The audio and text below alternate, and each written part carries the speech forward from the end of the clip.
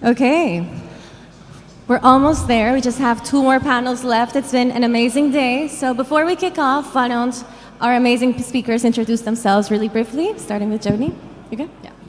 Hi, Joni Pirovich, a Melbourne-based lawyer specialising in Web3, international tax lawyer by trade, and working on data standards for DAOs. Thank you. Hi, my name is John Yarwood. I'm a member and an attorney for the Universal DeFi Holding Company, UDHC. I was previously Deputy General Counsel at the Maker Foundation, and a financial regulation and litigation attorney by trade. Hello, everyone. My name is Eugenio Reggianini. I am actually representing the European Blockchain Association for Asia Pacific. I have past background working in legal, management and consulting. I work for different projects, corporations, and associations in the industry. Hi, I'm Steve Wink. I'm partner at Latham and Watkins in New York, and I'm co-chair of our global digital asset and Web3 group. And my background is a securities regulatory lawyer, and that's kind of how I look at this space.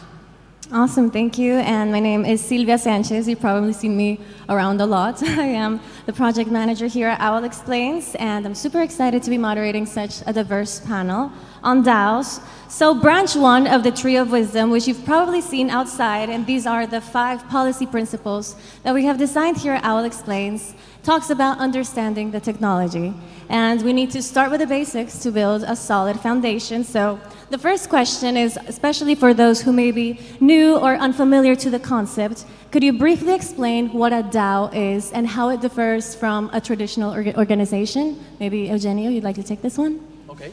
Well, to start and to put it in the most simplest way possible, let's say that DAOs, the Decentralized Autonomous Organization, represents a form of structure that can be accommodated for mainly 3 traits. The first one is the use of course, blockchain technology to transfer digital asset information between users.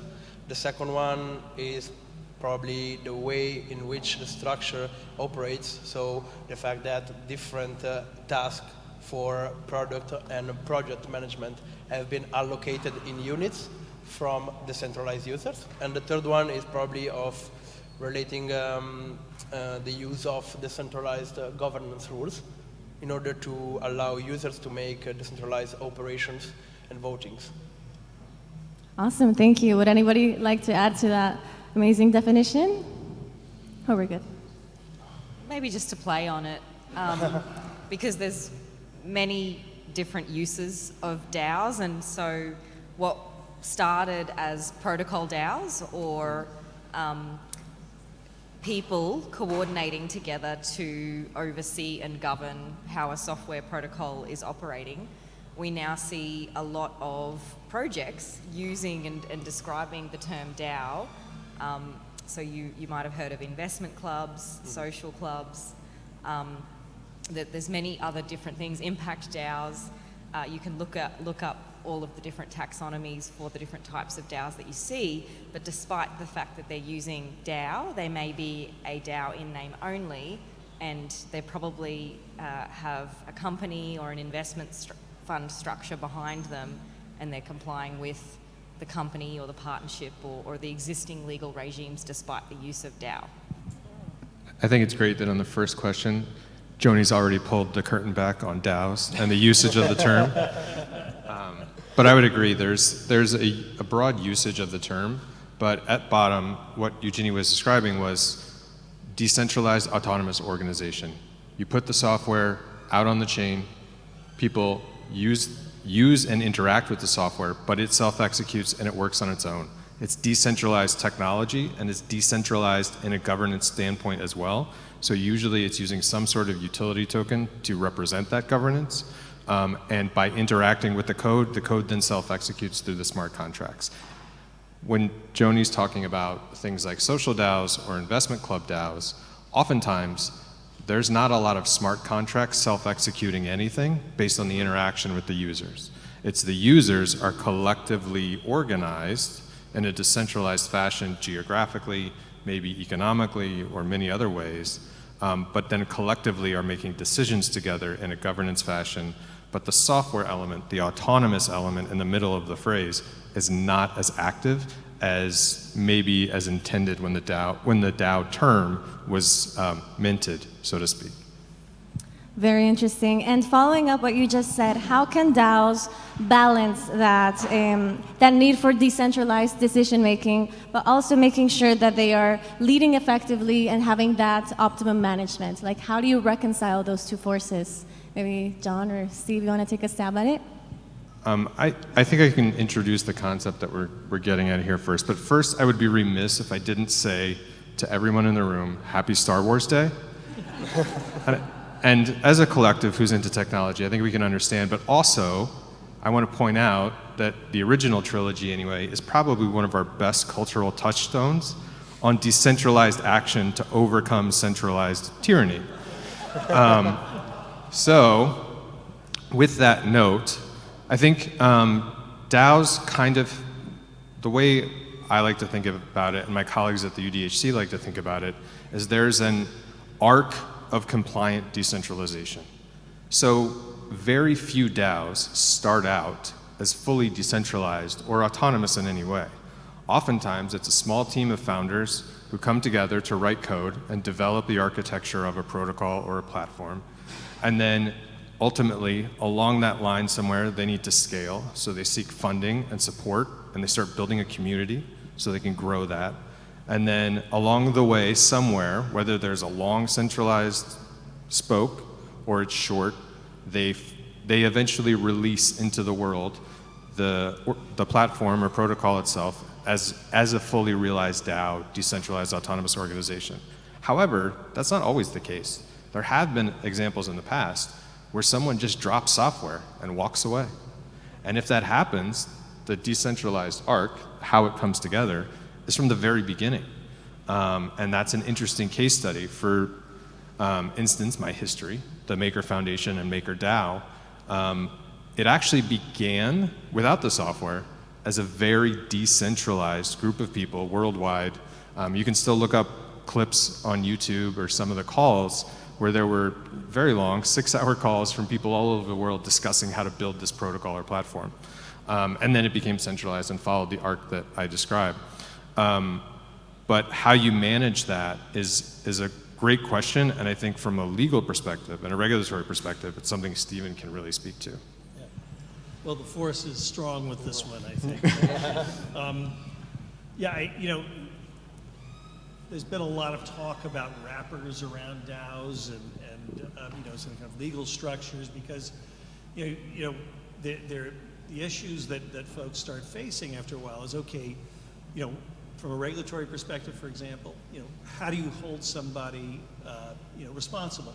Who do we go at? Who do we go after if the protocol is doing something wrong?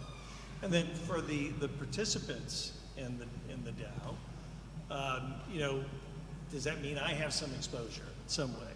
And that comes up in a number of ways. There could be tax implications if the DAO is taking in revenue of some kind.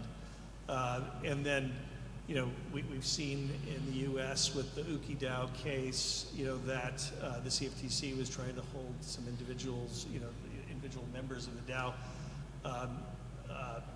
responsible under partnership law, because the theory that people who are kind of working in concert for a business or a general partnership, whether it's formalized or not. And so the question is, who really is working in concert? Is it if you own a governance token, are you liable potentially as a partner in this DAO? But what if you don't vote that token? Or what if you vote against a proposal that is deemed to be unlawful or something, or takes in some revenue? Are you still liable? So there's lots of very difficult questions there, and the wrappers sometimes can answer those questions. There's this UNA, the Unincorporated Association concept in the U.S.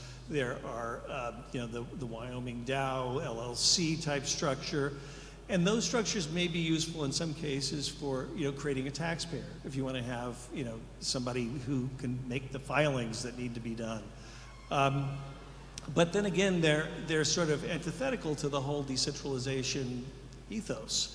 And, it also, if there's a governance token, it certainly doesn't help, keep Gary Gensler at bay, because the whole notion is that there's no enterprise that is creating the value in the token by having this DAO. But as soon as you create an entity, well, then there they go. Becomes the target. And they can say, well, no, that's the enterprise that's ultimately creating the value. And under the Howey test, that would potentially cause that token to be, a security. So lots of tensions in trying to organize this stuff under legal structures that currently exist. And I don't think there are any real good answers, but you have to, as you're pointing out, there's lots of different purposes. And so for those different purposes, there may be structures that we can use. Well, on the Star Wars theme, again, just to play off, I lead a data standards regulatory interoperability working group, and we go by the name of Millennium Falcon. Nice. Because of the role that ship or that form of technology played in leading the rebellion. But story for another time. The data standards work that I am doing, I think, is relevant here because we're leveraging from the DAO model law that an organisation called Koala launched in 2021. Koala stands for the Coalition of Automated Legal Applications. And that DAO model law was recently leveraged by Utah, and we've recently seen them enact the Utah LLD, the Limited Liability DAO, not an LLC. So a lot of the existing legislated DAO frameworks do treat a DAO as a specific form of LLC or a specific type of unincorporated not-for-profit association or an UNA, whereas with Utah, we were able to work with their blockchain task force and convince them of the benefits of this DAO model law approach, which recognises that these organisations are intended to be digital first and digitally native, not paper-based, to write down the rules, have many lawyers and other people interpret the rules and apply them after the fact to resolve disputes or figure out how voting occurs. There's a lot of real-time compliance and efficiency benefits and transparency benefits that can be gained by having that certainty, subject to smart contract code vulnerabilities, of knowing how an organisation should operate and be governed. And we hope that more legislatures will take a leaf out of the Utah book. There are still political compromises that had to be made, so it's not perfect, but the data standards that we're building are actually a complement to what you see in the plain language law of the LLD, so that basically we've got that policy-making toolkit for DAOs to use those data standards, represent the information that the public, regulators, investor reporting all require us to see. Definitely, thanks. And there's also talk about the kill switch, about halting the market in times of market distress. And I want to hear your thoughts. Do you think it's necessary right now, or do we need to get more foundational first? And how does this apply to DAOs and the current regulatory landscape? Thoughts on that? I think I want to hear mostly what Eugenio has to say, because Europe has certainly taken a clear stance on a kill switch. But I think we also have to remember, at first, for those who are a little bit more US heavy in their location or their markets or whatever, kill switches, except for literally the end of the business day, are a relatively new thing in US markets. And that's with the advent of electronic markets and figuring out, oh wait, we need to slow this down. We need to add throttles. We need to add a kill switch on an exchange. Those didn't happen until the last 2 decades at best. After things like flash crashes started happening, regulators and the markets realized they needed to enact these things. I say that as a way of caution to regulators out there, that we not impose technological requirements on things unless we figure out they're necessary in the markets we're regulating. Yeah, and thanks for sticking the bomb on it. I mean, Sorry, Eugenio, could you just speak a little bit closer to the mic? Yeah, absolutely. Awesome, okay, thanks. sorry. I would say that, yeah, definitely, as you may all know, following the EU Data Act regulation, the institutions are discussing about this possibility in the Article 30.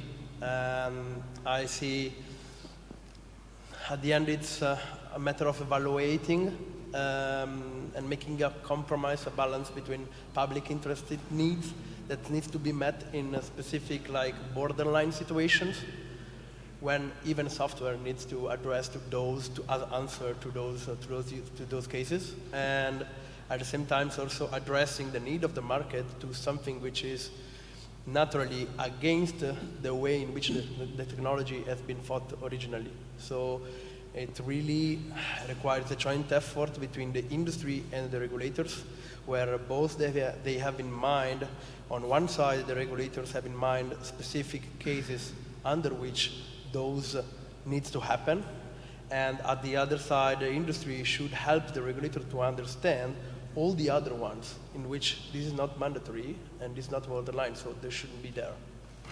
You know, just to kind of step back a little bit, yeah, I think of decentralization as more of a process than an end state.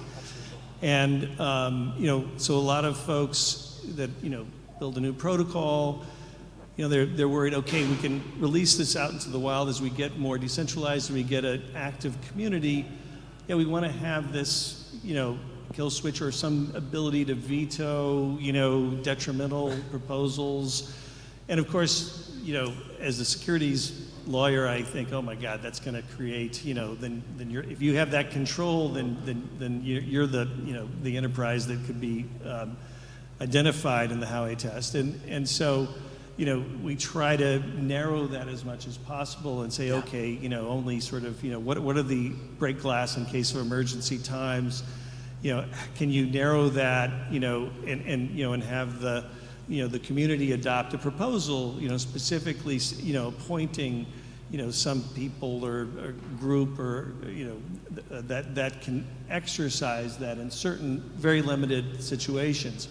But those are the sorts of things that come up with these structures, these new, you know, sort of governance structures. You know, what do you do, you know, and community participation is a real problem, right? That's a real challenge for a lot of these DAOs, and then, you know, trying to make sure that you have, you know, structures that are flexible enough to be able to accomplish what you need to accomplish to keep it going in times of low participation or maybe very high, or these, you know, and then, you know, concerns about, you know, potential kind of takeover actions and the like, you know, people working in concert, and then these, you know, kind of rage quit mechanisms to, you know, to leave potentially if you, you know, if you need to.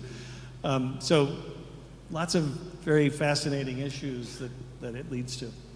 Can I say one quick thing? I think that a kill switch, as has been discussed, is a blunt tool, and probably all that policymakers are able to grapple with at the moment. But I think that communities building this sort of technology are also capable of the thought of building in the functions and oracles, and yes, there are problems with oracles, but to be informed based on known and anticipated risks, and not shut down the protocol, but perhaps slow it down, or, you know, depending on what it's doing. There are more innovative ways of protecting the users or whoever your stakeholders are that you're trying to protect than just a blunt kill switch that perhaps a centralized entity has got veto or powers to decide over. So I'm not a fan. I'm doing a lot of thinking about it and a lot more thinking about it, but I don't think that that's the silver bullet.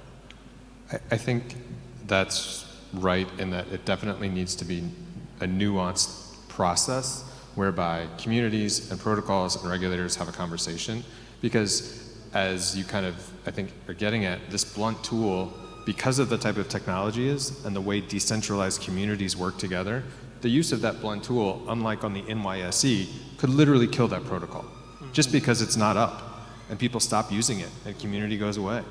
And that's not, I think, what anyone wants in most cases. And then also a question comes to, where do you put it in? How do you build it into the layers? Is it all the way at the protocol layer, or is it an application on top where there's access? And I was having a conversation earlier with someone and discussing that like, do you put these regulatory tools, because we're working in a decentralized 24/7 global environment, do you put them at the level of the protocol after we decide this area should be regulated and there's a regulatory regime that we all agree applies, or someone who forces us to apply it? And then, but do you put it at a UI level instead? And that's where you regulate things, and therefore that's where you put in a throttle or a kill switch to slow things or stop things momentarily that doesn't kill the protocol below that. So those are kind of considerations that I'm thinking through at the moment as well. In fact, I think that actually it's more correct to frame it in terms of thinking on how to empower sort of supervision on decentralized operations. And this is thinking very, very frankly like a sort of a sports team. So there's no one feature, one rule. There is off-chain data, there is on-chain data, and this data at the end needs to be reconciled for a specific purpose and software to be working. And how to effectively achieve this goal, you cannot achieve it just with one. It's a combination. Absolutely, and I also liked what you said, Steve, about decentralization not being something stiff, but something dynamic that evolves over time. Could you just very quickly talk about the arc of decentralization and how this pendulum has switched over time, and maybe where do you see that it's going to be headed in the near future? Yeah, I mean, I kind of looking at the evolution of DAOs. I mean, I think Maker is a really great example of something who's really very truly decentralized, I believe, and then breaking it down into pieces, kind of sub DAOs and groups, and also utilizing different sort of structures for different activities. Maybe it's a Guernsey Trust for for grant making activities or something else. So, I mean, we've seen this sort of very pure protocol layer, voting mechanism, and maybe something like a Uniswap or something like that. That's also very, very different than the sort of investment club like DAOs that you mentioned.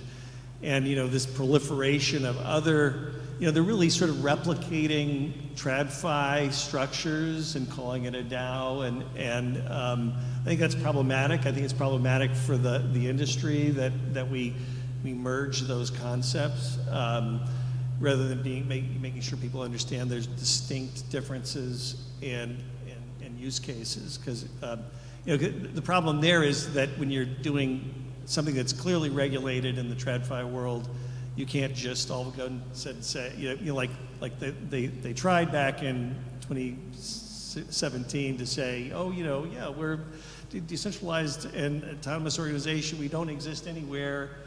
The SEC said, no, not so fast. That's not going to happen. And that's just true for all regulators. That's not just the SEC. So, I think we've seen this evolution, in many different directions. But I think we still have a long, long way to go to really figure out where, and how to appropriately protect people who participate, and kind of do the right thing for the regulations in different jurisdictions. Awesome, thanks. And seeing that we only have 1 minute left, and also tying this back to branch 4 of our tree of Web3 wisdom, which is enacting context-appropriate regulation, specifically for DAOs. In 10 seconds or less, what do you say to policymakers looking into regulating the DAO ecosystem, just all in a nutshell? Well, I think do away with this rubbish, same activity, same risk, same outcome, or same regulation. And instead we need the catchphrase of similar activity, similar risk, specialised regulation or specialised approach to achieve the same regulatory outcome. I know it's more of a mouthful, but I think that it is more fit for purpose. Very useful. John, 10 seconds. That's really fast. For a sentence. I think I would say to legislators not regulators, but legislators, you need to look at the underlying nature of this activity, which is a decentralized group of people coming together who do not have the same preconceptions we have established in current law. And if you look at those concepts and those principles to write new laws about this, sure, you can get to similar regulatory outcomes with all sorts of tools, but you have to understand that bottom nature first, or else you're going to get to the wrong ones. Okay, I would probably say, following also what Joni said in the past, thinking about the koala model law. I mean, these are the kind of legal instrument which can help to set some principles, like some bottom ground understanding in principles about what is needed for those organizations to work in common terms. So I would recommend to international regulators to try to come up with similar solution to enforce that and to support their national countries in the adoption. Yeah, I would just say that I have a wish or a hope that we regulate activities and not technology. Amazing. Thank you all so much. Thanks, everybody.